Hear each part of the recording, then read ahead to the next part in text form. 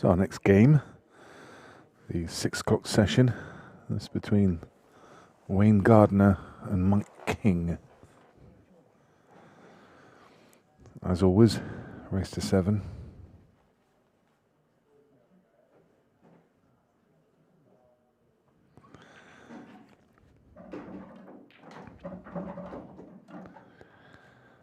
Wayne Gardner is from Leicestershire area. He represented England as a young man, under 18, under 21-year-old.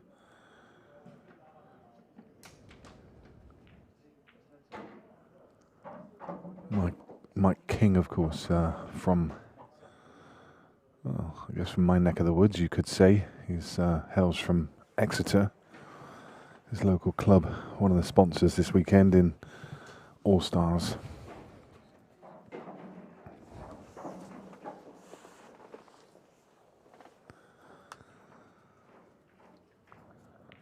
Wayne, not a player I'm hugely familiar with. Mike, probably much more so, as he's more local to me. Probably played in similar tournaments. Very good player when he finds his rhythm.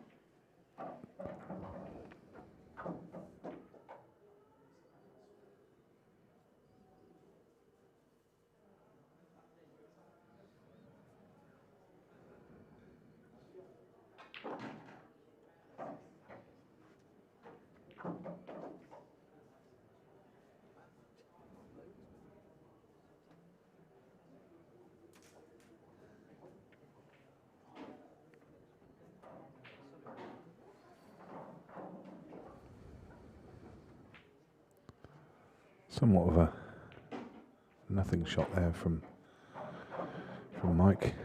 Kind of left Wayne a really good chance now.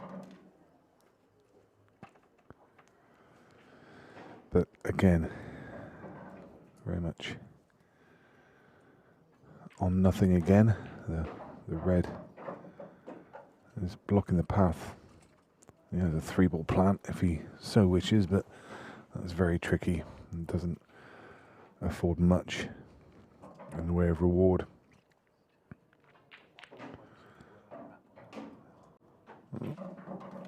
To be fair, he played it really well. Really well. I say it didn't afford much of an advantage, but actually the way he played it, it's just opened up everything.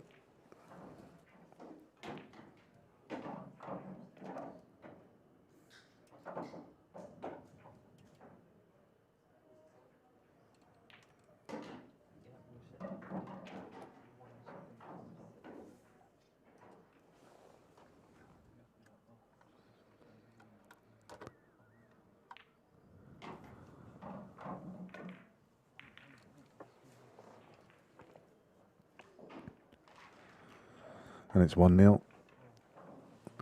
in favour of Wayne. So he broke the first one, wins the first frame. Mike King will get us underway in frame number 2.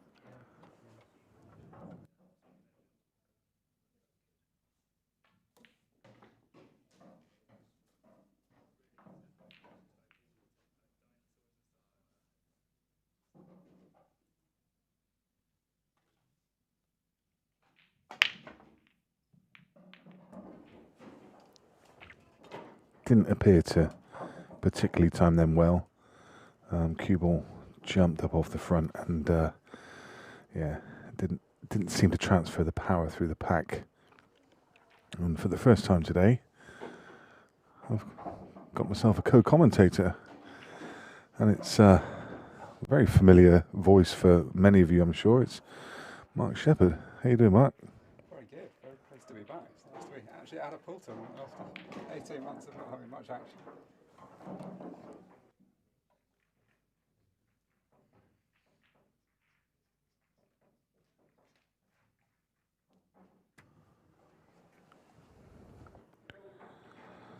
Yeah, we'll try that again, Mark. I don't know if the listeners and viewers heard you that time, but See if the microphone's actually working now.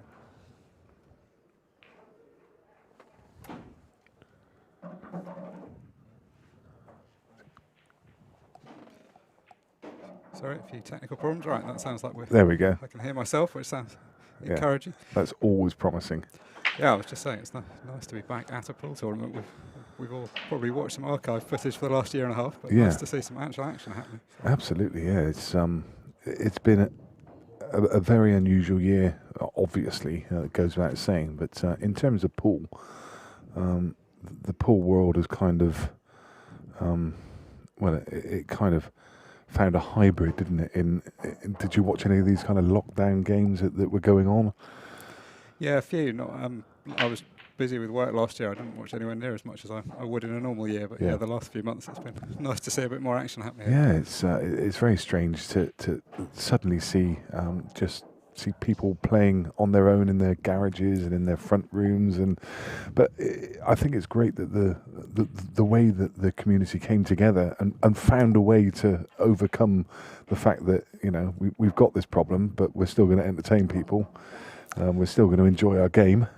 Yeah, and I think for some people it turned out to be quite a bonus. Those that actually had a table at home and there wasn't a lot else going on in the world. Yeah, it was good fun, but nothing like the real thing. Nothing like watching two men do battle on a pool table, or two ladies. Also got the ladies event going on this weekend as well, which I don't know if does that start today. I haven't seen anything of it yet. I haven't seen any games start up. So no, I haven't. I saw a few of the ladies checking in. I think maybe starting later on or tomorrow. Yeah. But anyway, in the meantime, have you watched much so far? I know you've been playing as well. So no, I've rushed up here at the last minute. It's quite a long drive up to Blackpool from London, so I arrived about 2 minutes before I was playing. Oh, I've seen very little else going on. So. What time are you on? 1:30. Oh right, so yeah, literally, it's. Came up last night, and it's if you're anywhere south like us, it's a blistering journey, isn't it? Yeah, although I was sort of happy to make. I've been coming to Blackpool in June time for about 10 years now. But it's normally the Worlds, of course, at this time. Yeah, nice. Yeah. That couldn't happen this year, but something in its place. Yeah. And actually, it's a pretty normal feeling around the venue. I wasn't really sure quite what it was going to be like when I turned up, whether there'd be too many restrictions, but it feels like the right balance. People are being sensible, but it's not completely wrecked. Yeah. Yeah. I mean, there had to be an element of sense to it all, didn't there, with over 190 people. But they have tried to put restrictions into each one of the rooms, and because of the restrictions on numbers in the other room, then they've also put 5 tables in this side room as well, which is a good thing. So we're spread across 2 rooms. And in the meantime, as I say, we've seen some good pools so far. The first match was Shane Thompson against Phil Harrison, so it was a good opening match. And Phil got through, and then we saw Tom Cousins in action in a game that he then went and won 7-1. So he looks like he's on form, and in fact he's back in action now, playing over in the main hall against Dan Chanter, who's another West Countryman, along with Mike King, who we're watching here. Yeah, it's a great thing about this open draw. You can get some really tasty first round matches. Several of the first round draws could have been the final, but obviously only one of them can go through. And that's the nice thing for the amateurs as well, because the same also applies in reverse. You can get an easier first round. It used to be the way we used to do it when it was all seeded, that you were always sure you were going to get somebody very good straight away. Yeah. I see Declan Brennan was due to be on in this 6 o'clock round, but he's actually sat next door, so I just wondered if they were holding back his game so they could show it on the main arena. I'm sure that they want to probably get Declan on there at some point over the weekend. Always a draw. But this is a cagey frame. Yeah, I'm not sure we're going to see too much of that this weekend. There's a pretty high quality field. I think most people are going to be going for it, but sometimes it just turns out like this. Yeah. Mike's not exactly a guy to get drawn into this kind of frame if he doesn't need to. No, very, very quick and attacking player. In fact, we really haven't seen. I've mentioned it a couple of times on comms already, that the fact that people talk about world rules and it has its detractors, and there's people who are staunch blackball and say, I wouldn't bother tuning into it. But actually, we've seen some fantastic pool today, and I don't think there's you know, there's been one deliberate foul and virtually no tactical play whatsoever. You just don't get it at this level, do you? No, I mean, most of the time it makes very little difference. One guy breaks, tries to pot all the balls, and if he doesn't, the other guy pots them. So. Yeah. I mean, it's funny how it goes on, because I remember when world rules were newer, and that was always seen as the attacking one, and the people that play the old rules were criticised in the same way. And it's like, another generation on, we've moved. Yeah, absolutely. The old EPA. I come from a town in Somerset where there are, I think there's 5 leagues, and 2 of them are world rules, and they're kind of seen as the outcasts, and the other 3 are old EPA.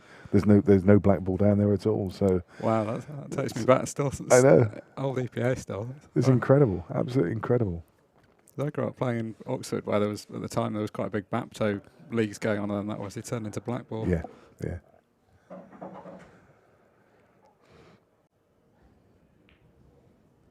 No, to prove us wrong, they're going to get into a long tactical battle and play a few deliberate fouls. That's the problem, isn't it?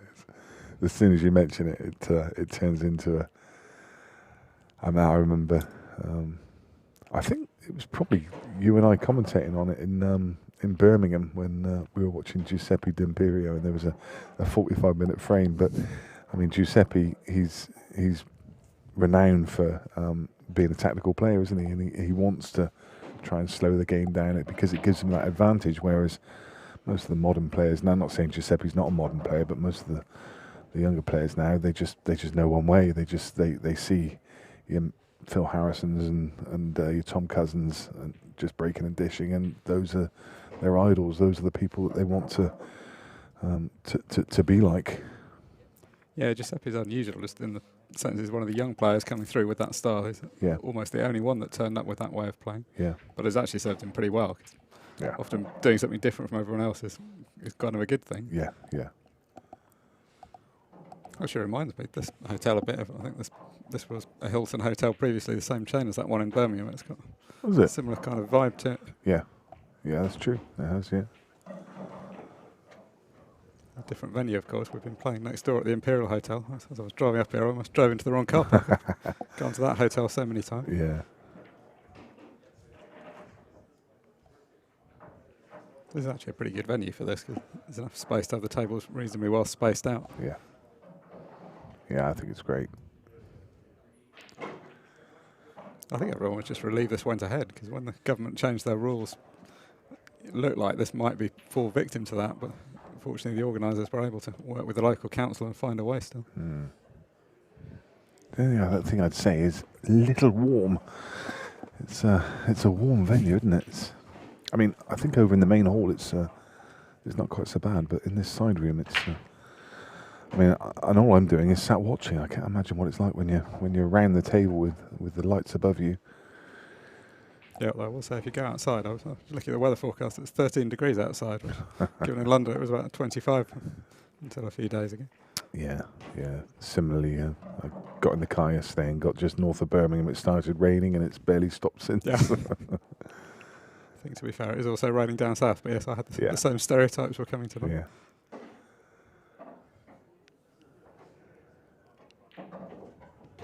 Oh. Well, that could resolve the frame, although it's still this cluster in the bottom left.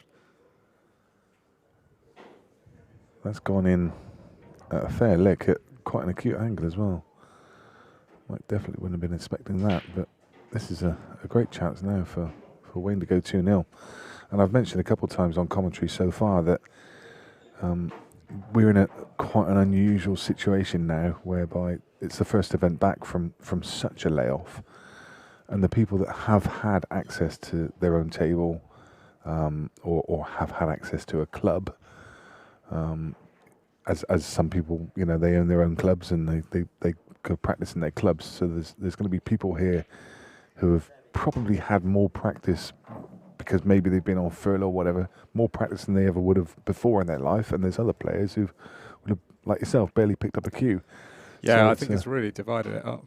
And I think it's probably not been the worst thing for some people. I've heard a few say they've had an enforced layoff for the first time in their life pretty much, and have come back hungry for more. But it's going to create a strange dynamic and maybe some odd results as well. I mean, if you look at this game, probably you could say that Wayne is an exceptional player that Mike has probably just shades it as favourite, but he's 2-0 behind and he seems to be struggling to find any form at the moment. And you do wonder, I don't think that Mike has a table at home. So is that the difference? Has he had any a chance? And even with things just opening up recently, players may have only had a couple of weeks to practice, and even then, it's not enough, is it? It's not enough to properly get you back into your flow. No, there's something about playing in matches. It's just like this is the age-old thing that no one ever manages to replicate. You can play on your own and think you're playing brilliantly, and then you turn up in a match and it's just not quite the same somehow. Yeah. You just need to have been through that. It hardens you up. So, Wayne Gardner breaking off in frame 3.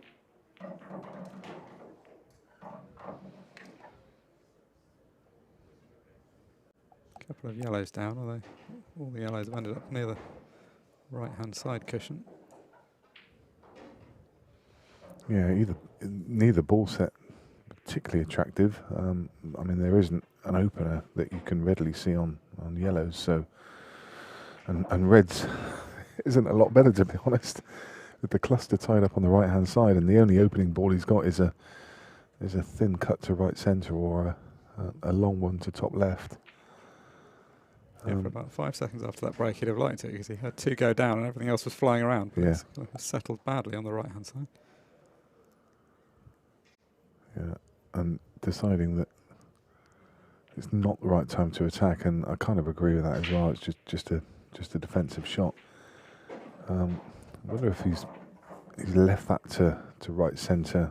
I don't think it gives Mike that much of an advantage anyway. But we have seen some incredible clearances today. There was a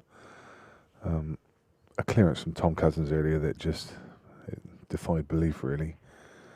So you never say never today. I'm going to assume that was a foul. I'm guessing he didn't touch a cushion afterwards. It seemed like he could have done, didn't it? Yeah. Slightly unusual situation. You only really get this in World Rules just after the break when it's an open table. And I guess Mike happy to give the 2 visits there because Wayne's going to have to waste his first one anyway. Not going to be able to develop anything, so it's still kind of status quo. Yeah, he'll be able to set himself up to pot a ball on the next one potentially, but it's still going to be the cluster on the right. And actually, having said that, it's not going to be that easy to set himself up perfectly. Mike's played that pretty tight. Because he's got to hit a ball and then a cushion, so I think he's going to have to go cushion first because he can't play off that red. Well, I kind of like that. It's just he's give it a bit of a hit and hope to open everything up, and it's not come out too badly. It's still awkward, but it could have been worse. Yeah, I think both colours do actually go. The 2 that are nearest the cue ball are obviously going to be the difficult ones, but I think actually both colours may well pass.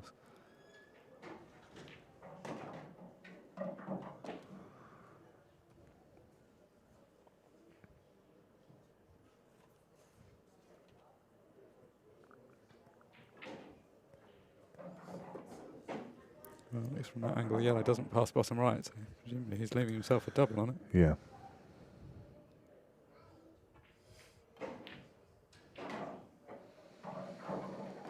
So just this shot really that's going to decide the frame. It's going to play this long plant into the top right.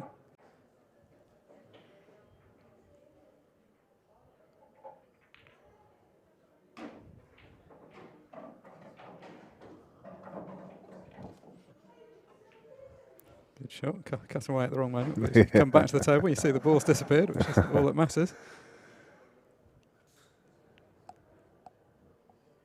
So a moment ago it didn't really look that dangerous, the shot Mike played, but it turned out to be costly. Yep.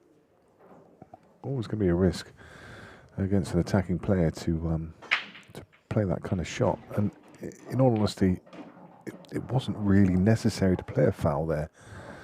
He wasn't forced into a position where he needed to give away 2 shots. But anyway, ultimately it's costing the frame, and now he finds himself 3-0 behind. And, in a race to 7, bit of an uphill battle. Yeah, it's always annoying to get off to that kind of start. You feel like you're leaving yourself so much to do. Other scores from the room we're in at the moment, hosts tables 1 to 5. So you can see that Steve Petty currently 6-4 up against Steve Oxley. Phil Harrison 6-0 against Chris Dyson. And Scott Pope, another West Countryman who lives just a few miles from me, is currently trailing Ben Clark by 4 frames to 2. Well, how's that for a break? Wow, that's probably the best time break we've seen on this table today. I think it's and it didn't give it the kitchen sink, did he? It was just timed. Yeah, timing really is well. exactly the word. Sometimes you take a bit of pace off and you actually get a better result.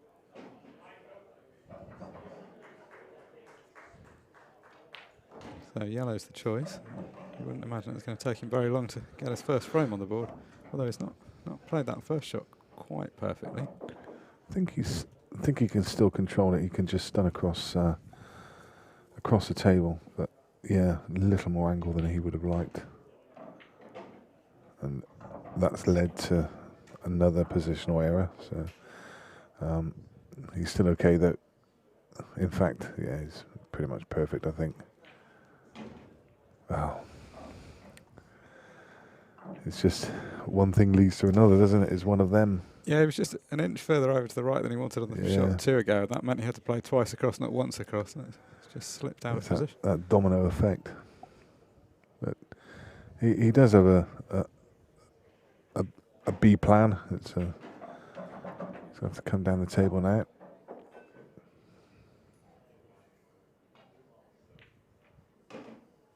Yeah, he's played that well. That was useful being able to control it off that red. Yeah, judged the cannon really well. And now he's pretty much back in prime.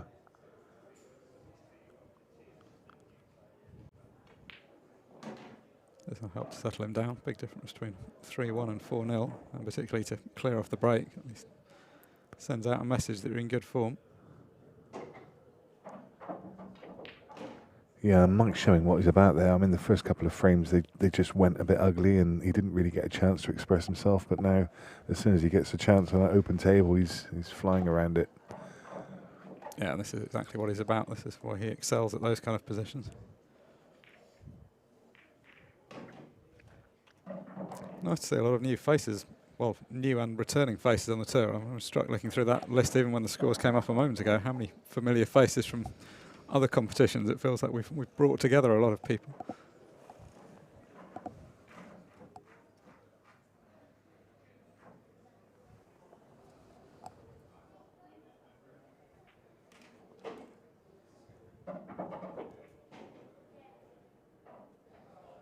Big thank you as always to our sponsors that make this possible.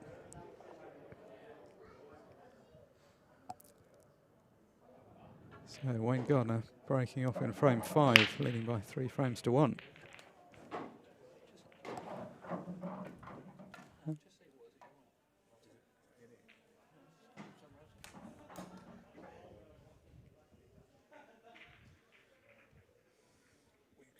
Well, certainly not the break he was looking for. No ball was potted apart from the white, so first opportunity to his opponent.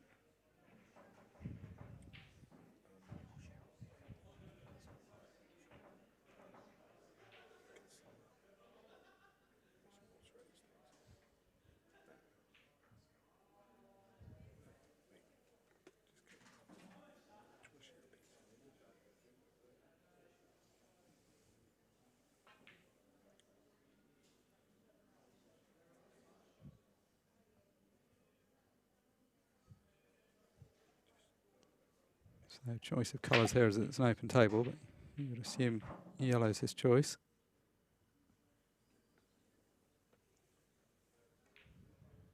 The helpful thing about your opponent going in off is that you can put the cue ball anywhere, so you can often remove one of the difficult balls. So able to pot that one and get position on the one that could have been tricky top right.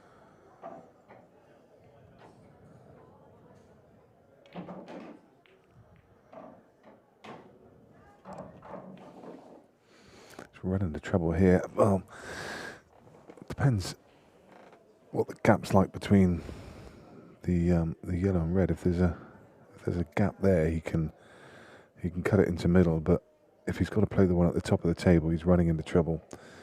Yeah, that's a horrible little shot, isn't it? I think potentially his only attacking option is at the top of the table, but that just, say the cue ball's just running into the reds, and this is horrid. Never nice. Yeah, on these really fast tables, you can sometimes pot those, but you just have to let gravity do the work. Yeah. It's so hard to pick out the angle when you're as close to the ball as that. Yeah, he could see no benefit of taking the yellow to top left. As I say, the cue ball was destined to run into traffic, and you just wonder if maybe that would have been a slightly better option, just to try and get the cue ball across to centre a table somewhere, navigate through that gap and leave the yellow that's in the open just to the left of the black. Hindsight's a great thing, I guess. I personally have never missed from the commentary box, so... Yeah, it's a much easier game sat here, I can tell you. Unfortunately, what he has done is opened up the remaining red, so his opponent presented with a pretty straightforward opportunity.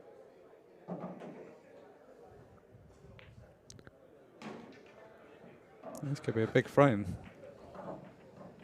Yeah, 4-1 is a big lead. I don't think on paper there would be much to choose between these players at the beginning. I mean, as you say, they're both good attacking players.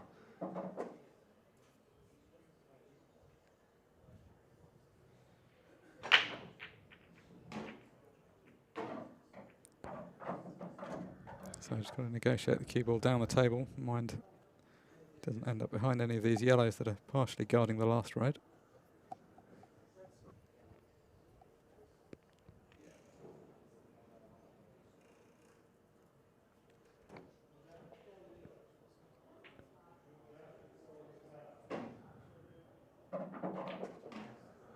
Oh dear. It's like a magnet, isn't it? Yeah, that middle yellow kind of loomed large. I mean, you look at it and there were quite big gaps between them, and you'd say, well, how are you ever going to do that? But somehow the natural angle was always gravitating towards that middle ball.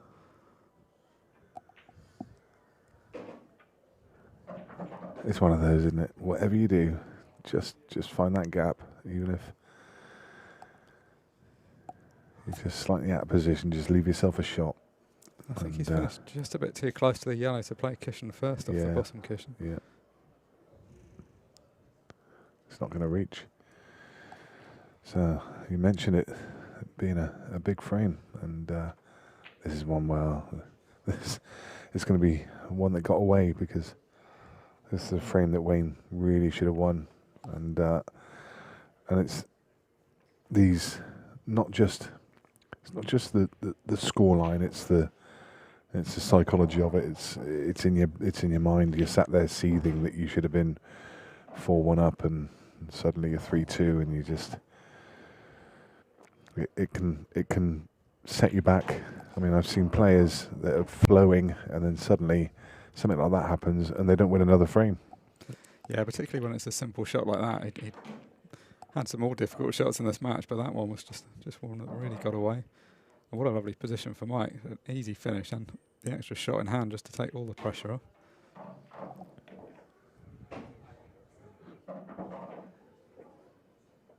So it looks for all the world like it's going to be 4-1. It's actually going to be 3-2.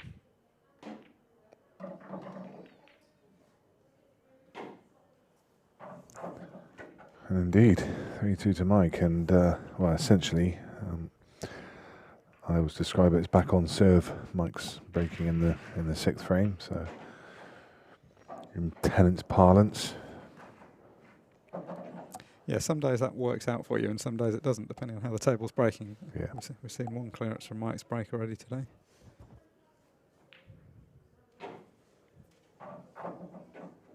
You can see the sponsors of the event. I mentioned Savannah Pool earlier. That's JJ4, who was just playing across on table 2 earlier.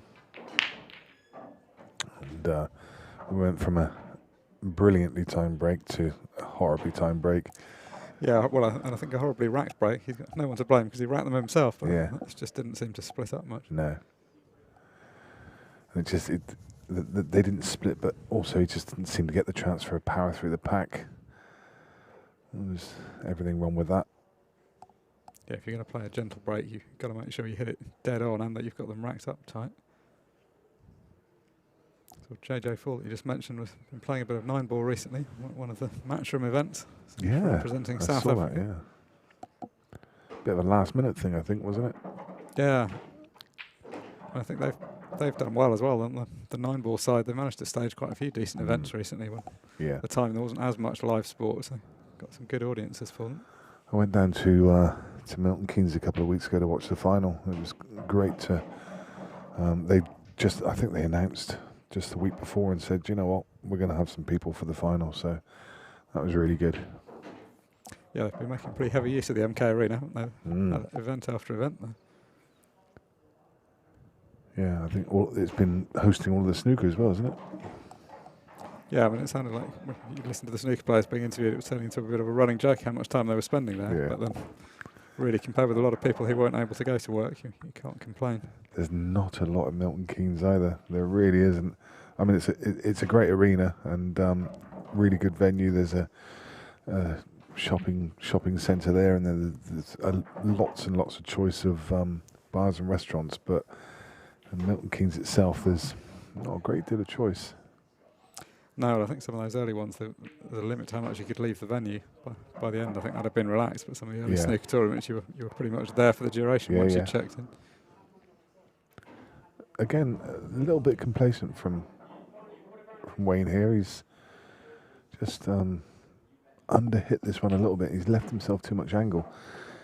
Had he screwed the ball back another 2 inches, then this was just a series of stop shots. But just that little complacency has made the shot more awkward than it needed to be.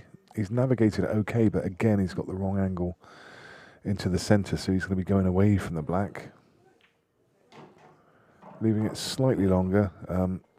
I mean, I'm trying to create a drama where there isn't one really. It's these are fairly elementary on these new cloths, on the new tables. Not a difficult shot at all. Yeah, you just have to play those at a steady pace. As long as you don't try and ram them in, they tend to go in off the jaw, even if you do brush into it. I think those shots always look a bit more daunting for club players, whereas the professionals just eat them for breakfast. Yeah, the difference is the club players as well are reluctant to leave the shot, so they play more difficult positional shots to try and avoid that. Whereas the pros just take their medicine, just get on the black, leave yourself some kind of shot at it.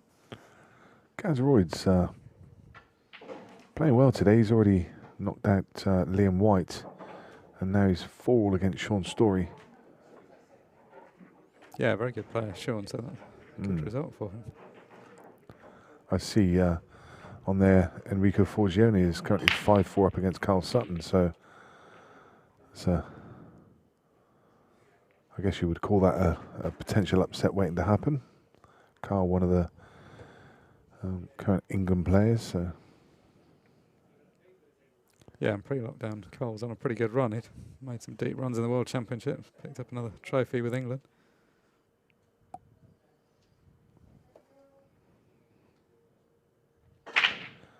Another break that just hasn't really come out. It's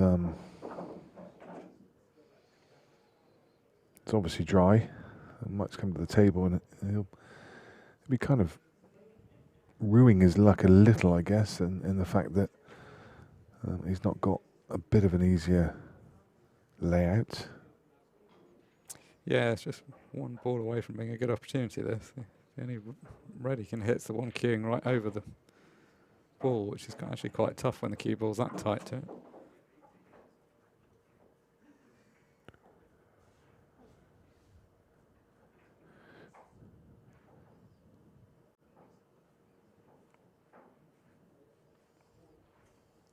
Well, Wayne not looking too impressed with the situation, although he could be glad he hasn't left anything easier.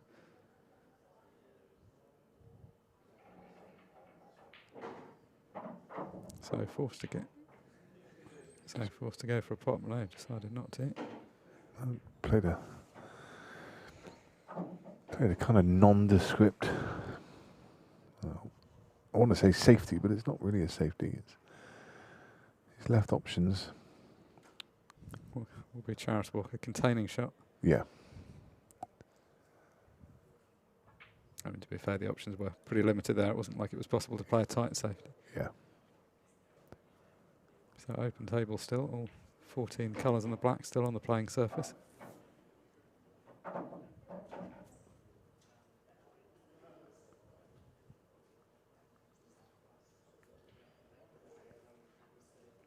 Got a shot at a couple of the reds, but it's still not perfect, even if you were to pot one.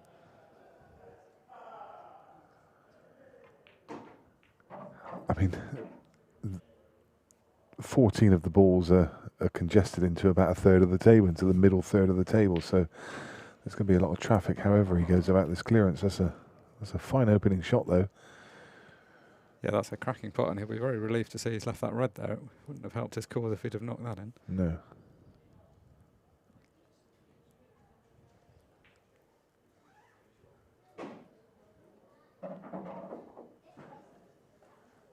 Still got a lot to do, though. Negotiated a good opening shot, but doesn't really get any easier. He's only got the one simple pot he can go at now, or else he'll have to go after something a bit more adventurous. Look at where he might leave the cue ball if he played a safety.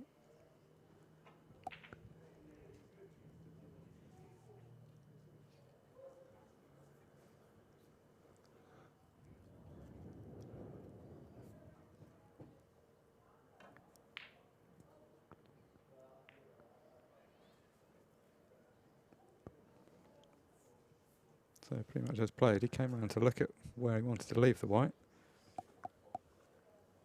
Obviously concluded that he wasn't leaving any easy shots at the yellows from there.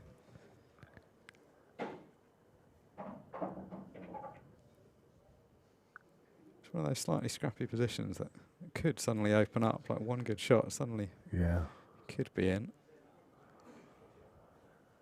It's more of a game of chess at the moment where they're just manoeuvring pieces, trying to gain an advantage. So the deliberate foul. No, he's left a foul snooker. I think he has, you know. I think he's left that in the jaw. Yeah, almost certainly going to be called.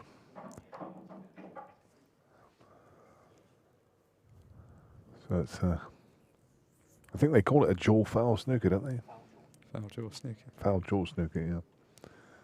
Very catchy. The rules are pretty long in that section, once you get onto all those foul.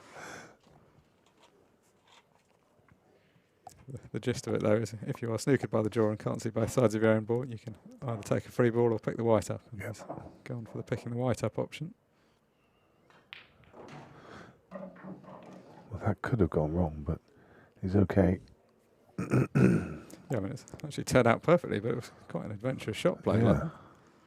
I'd say. If the cue ball got tucked up between the two yellows there, which it looked like it was in danger of doing for a second, then he was going to be in a lot of trouble. Bit careless from Mike there. I don't blame him trying to get the white as tight down the table as he could, but he was going to have to leave a shot at one of the reds, otherwise it was always going to be a foul snooker. Yeah.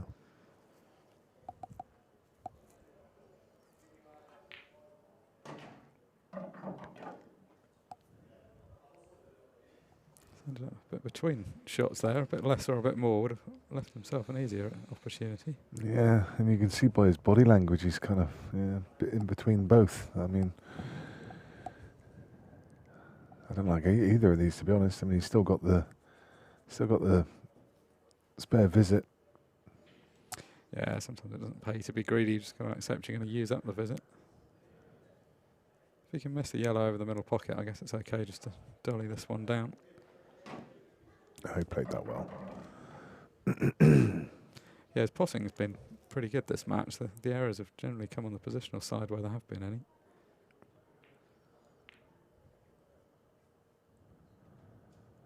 He would have wanted that to drop. I mean, it shouldn't cause any dramas, but he was perfect on the black, and now he's got to get back perfect on the black. As I say, shouldn't be a problem, but yeah, just needs to get back to where the cue ball is. Yeah. Fortunately, I think he can probably just play it thin as. I mean, you could obviously screw straight back. I think playing it thin's probably the easier one to judge. Yeah. yeah, it's so easy to overscrew or played the screw shot and judged it well. Yeah, if you're playing the screw shot, he did the right thing to stay not too close to the black. You give yourself a bigger margin for error if you go up the right-hand side. And now positively running away with the match. That king is going to have to very quickly establish himself in this game if he wants to continue his challenge on this event. Yeah, it's a one-sided scoreline, although I'm not sure it's been that one-sided a match. It feels like they've both played, I would say, to a similar-ish standard. It just seems that Wine's taken his chances slightly better. Yep. I think, yeah, a couple of things that he's taken his chances better, and also they maybe just came out slightly better for him at the crucial time. But 5-2 it is, and Mike's woes continue. Yeah, other than that, it was a better break. He'd got them racked up better, and he hit them better, but you can't screw the white into the pocket. That's not going to work. Didn't try and control it that time, did he? Didn't try and control the pace. There was a lot more energy went into that one. But lost the cue ball, and, well, it doesn't look to be too much of a drama on Reds, especially now just nudging that one out. Delightful little kiss out. Now there's only really just the ball on the right hand cushion that he needs to navigate. But I think, you know, he can, if he can work the right pattern around the table, he could leave that to last and just drop on it straight and leave a black to the opposite corner.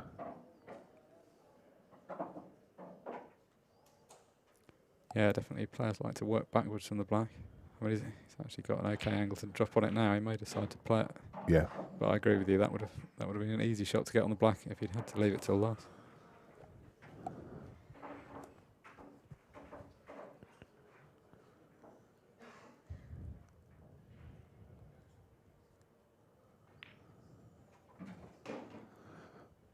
Well, there's still a bit of drama left. Yeah, that wasn't his finest effort. He'll be pretty relieved that the ball's dropped, but as it turns out, it's not all good news because you can't see this one.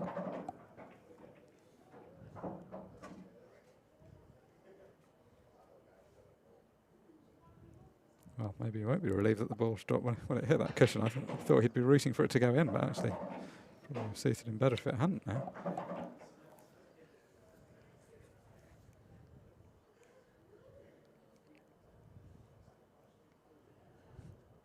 Not difficult to hit a red, but it's quite difficult to hit a red in a way that you don't leave at least some kind of shot at a yellow. Yeah.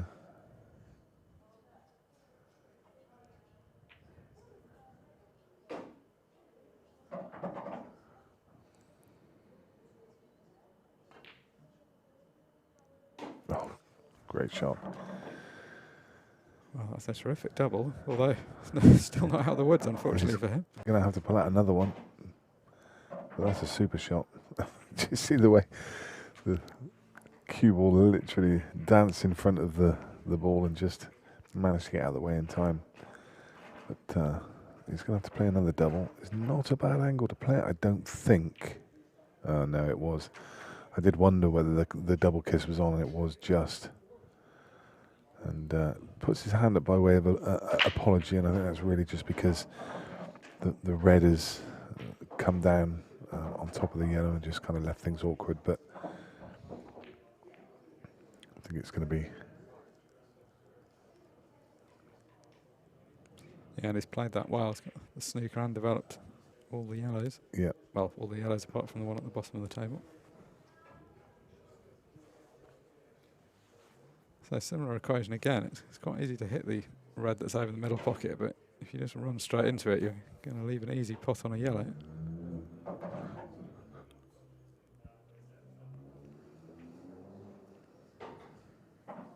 That's pretty good. That's about as tight as he could leave it. Puts the pressure on, doesn't it? It puts the pressure on Mike. I mean, it leaves him a shot, but it really was very nice, and it just puts the ball firmly back in Mike's court now. And in terms of he's forced to attack, and his opening shot There's got a lot of pressure on it at 5-2 down. So if he misses this, he's going to be facing a 6-2 deficit. He's decided to go the safety route again. I don't blame him for that, actually. No, the problem was exactly as you say. If he'd have missed that yellow, he was just leaving a simple shot at the red. Has he left it safe, though? I think he's covered the potting angle, but I don't think he's... Doesn't look like he's laid a snooker, has he? I don't know if he can see the edge, although it's not going to be that helpful to him. If he can only see the edge, he'd probably rather come off the cushion anyway.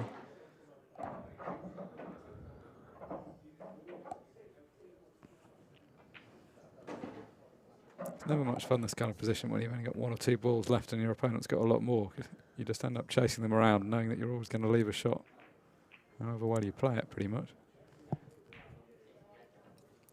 Well, it's not in a really good position to fluke it anyway, but even if he was to fluke the red, that's no good either, because there's still the other one tied up.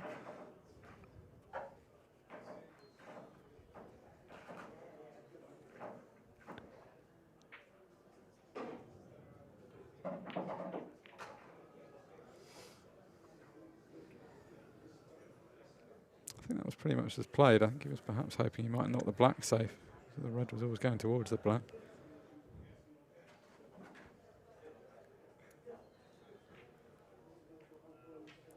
Usually patient from Mike. He's normally a man to get after a finish at any opportunity, but he's after those 2 visits. He wants to have the spare visit to be able to negotiate the ball that's on this bottom rail, but it's, he's leaving 1 cushion escape, so it's unlikely that. And now Wayne's managed to type the black, so.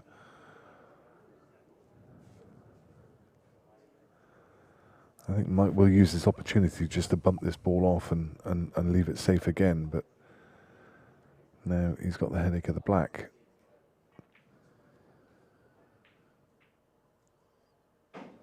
yeah, that's a pretty good shot.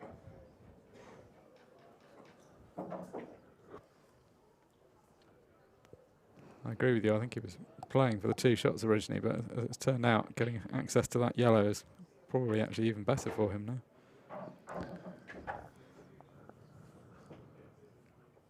Yeah, what do you do here if you're red?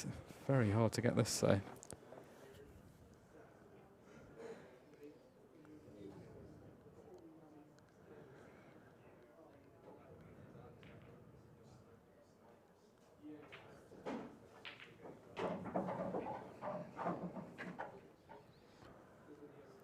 So, time for Mike to pull the trigger. Oh, well, he's still not, you know. I don't think I've ever seen Mike King play so many safety shots. It's very unusual. And the only reason I can think that he's done that is because it may be twofold, actually. He might just be trying to slow down Wayne a little bit, just trying to draw him into a little bit more of a tactical game, but also, just take the sting out of his tail a little. But also, obviously, the black's still tied up, but that's going to be tied up for a while. I mean, Mike can keep running for cover, but at some point, he's going to have to do something with. He's got the yellow of the pocket, so I thought he was going to drop the yellow in and then play the yellow to bottom right and try and knock the black out, but decided to continue his tactics. And now finally, almost forced into it. Yeah, I mean, it's not 0 risk getting the black out, but you would feel if he did it early on where there's still some other yellows on the table, he'd have a shot at something. I mean, you're always tempted to leave it till last because you're down that end, but it does get a bit riskier if you've got no spare balls to get on. Now he's got the yellow over the top left. I think it makes it that much easier. I think he can drop this one to middle and then go after the black, knowing that if he runs out of position, he's got that yellow over the top left. And it's a reasonably big target. If he just bumps into that red, he's either going to knock it out of the way or knock the black across the table. Just depends whether he wants to take the one to middle now, which looks like that's what he's still continuing to. I think he's taking a bit of a risk. Every time you let your opponent back to the table, there's always something that could happen. Yeah, that's the thing. You're balancing two different risks, and it's not risk-free knocking the black out. But as you say, like if you give Wayne too many shots, sooner or later, he might magic something up, or he might get lucky.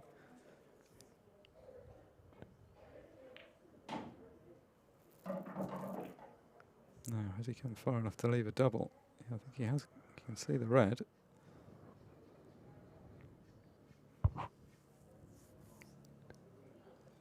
Shot would have been easier if the white had just travelled a bit further across the table. It's quite challenging from where he is. Eyeing the treble.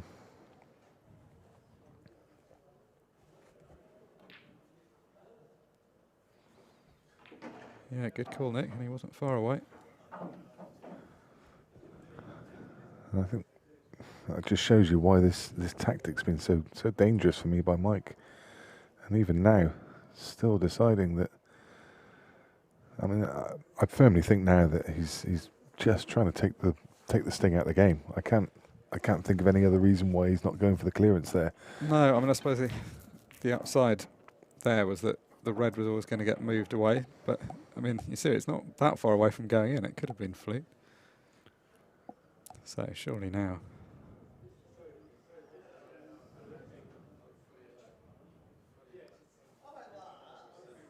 Well, perhaps he's had a bit of time in lockdown to reflect on his tactical game and come back with a new game plan. Yeah.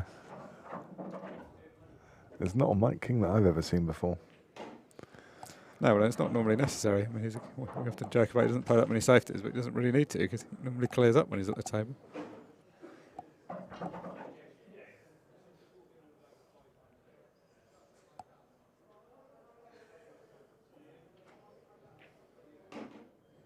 Oh.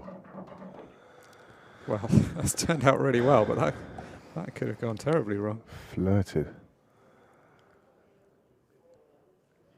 A few millimetres this way, and that looks very different. And it would have looked very poor to have messed up from this position. Still back in prime position now. And can he get a much needed frame on his side of the scoreboard? Even left this one trickier than it needed to be. Didn't need to be anywhere near the cushion. No, and he's not going to miss it, but it brings the possibility of that into play, where if you're off the cushion, it's impossible. Well, I think that's a frame that Wayne's going to be a bit frustrated by. It has served the purpose of knocking him out of his rhythm. Yeah. That frame took longer than most of the previous ones added together. See there on table 3, that's Dom Cooney. In the foreground is Scott Pope. He's playing Ryan Clark on table 2. Dom not happy, giving the table a slap. Frustration. Missing that yellow. Former World Championship finalist, of course. Yeah, absolutely. Couldn't quite get the job done against McHill, but had an incredible run up until that point. That was Mick's last title, wasn't it? Yeah, I think it was the last one that was played. 2019, was it? Yeah. Or 2020? No, 2019. Was 2019. 2020 was cancelled, and 2021, unfortunately, has been cancelled as well. Yeah, of course. And I think that was obviously last year was an easy decision because everything was cancelled. This year, I think that was the right decision. We'd normally hold it, well, next door pretty much. The hotel just one up at this time of year, but you can't have the international teams travelling. It's just not feasible at the moment. Yeah, it would have been more of a home nations, I think, wouldn't it? Yeah, wouldn't it just? And then that takes a bit of the prestige away. I mean, the home nations actually, in terms of the quality, would have still been a stacked field, but it's not the same.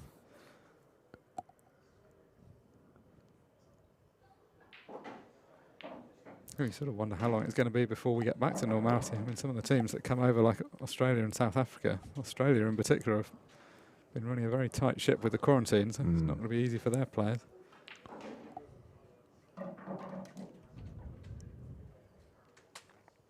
Meanwhile, Wayne has found a position that he likes the look of and has got the tempo up again.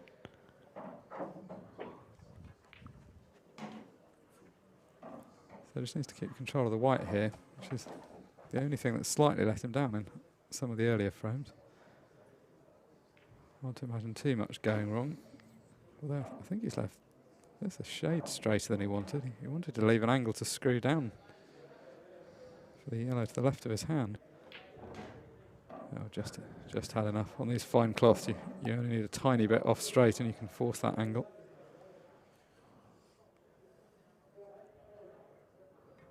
So it looks like he's going to get himself on the hill, one frame away from victory.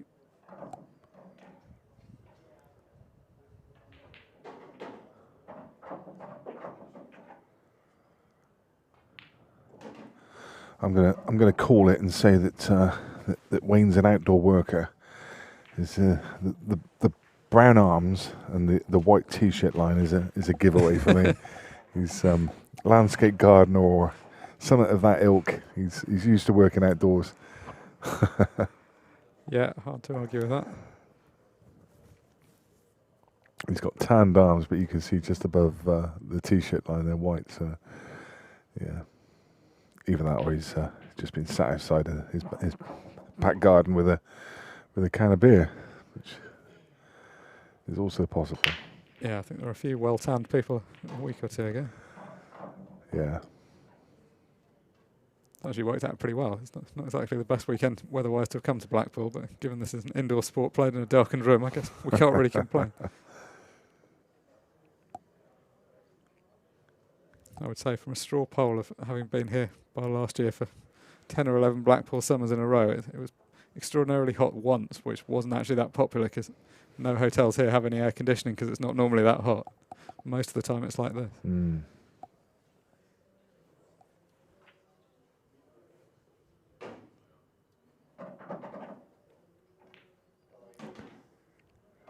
So this is exactly what Mike needed to get back into the match. Nice simple position.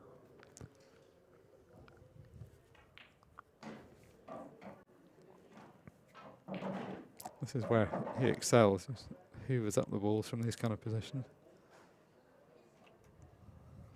I mean, it's very easy to look at this position and think most people in the room would clear up from here, but actually it's surprisingly easy to slip out of position. Like Yeah. screw back an inch further than you intend to, and then the same on the next one. Whereas Mike, like a lot of the top players, just makes it look really simple.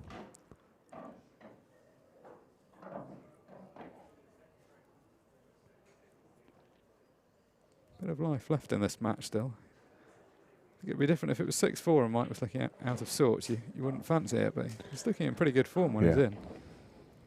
Yeah, you think any kind of chance he's going to take.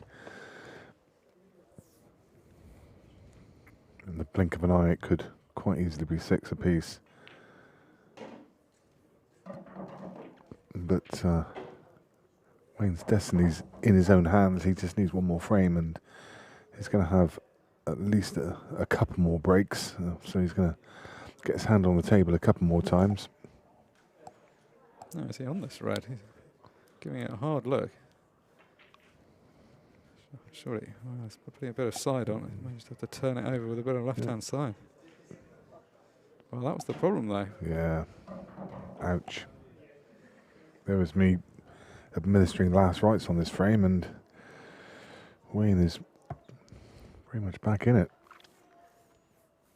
I think you can see the edge of this black, but I'm not sure if you can see the potting angle. I don't think so.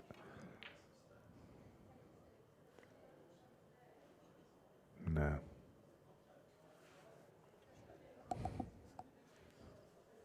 I mean, it actually wasn't the easiest positional shot to get on that last red. He was mindful it's quite easy to overscrew those. He was trying very carefully not to, but just ended up stunning it in. Just needed an inch or two more.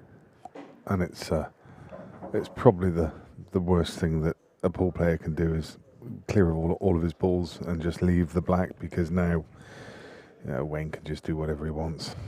Yeah, you get the pain in one of two ways. Either your opponent clears up and you never come back, or you just get messed around relentlessly and then your opponent clears up. It's almost impossible against quality opposition to get back from missing a black like that. Just never going to get sight of it again.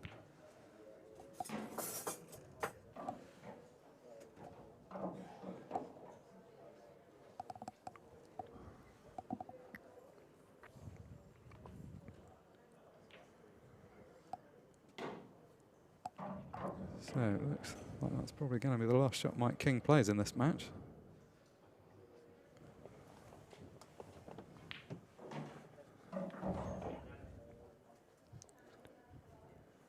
Disappointing outcome for him. He looked in okay form. He'd no doubt have fancied going a lot further, but that's the nature of the open draw.